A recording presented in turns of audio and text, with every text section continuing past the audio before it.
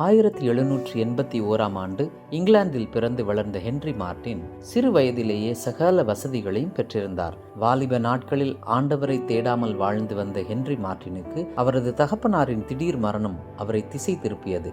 இவரது சகோதரியின் ஜெபங்கள், போதகரின் ஆலோசனைகள், மிஷனரிகளின் வாழ்க்கை வரலாறு நூல்கள் போன்றவை அவரை ஆண்டவரிடம் பூரணமாக அர்ப்பணிக்க உதவியது. தானும் ஒரு மிஷனரியாக செல்ல வேண்டும் என வாஞ்சை கொண்டார். மிஷனரி பணிக்காக தன்னை ஆயத்தப்படுத்திக் கொள்ள ஒவ்வொரு நாளும் பல மணி நேரங்கள் ஜெபித்தார். இந்த உலகத்தை வெறுத்து தேவனை மட்டும் மகிமைப்படுத்த வேண்டும் என்று தீர்மானம் எடுத்தார். அவர் திருமணம் செய்ய விரும்பிய லிடியா என்ற பெண்ணிடம் தன் தீர்மானத்தை கூறினார். மிஷனரியாக அவர் வர விருப்பம் இல்லை என்பதை அறிந்ததும் திருமணத்தை கைவிட்டுவிட்டு தேவ அழைப்பிற்கு கீழ்ப்படிந்தார். ஹென்றி மார்ட்டின் நம் இந்திய மண்ணில் கால் பதித்தார். தேவனுக்காக பெரிய காரியங்களை செய்தார். உலகத்தை வெறுத்து தேவனை மகிமைப்படுத்த நாம் ஆயத்தமா?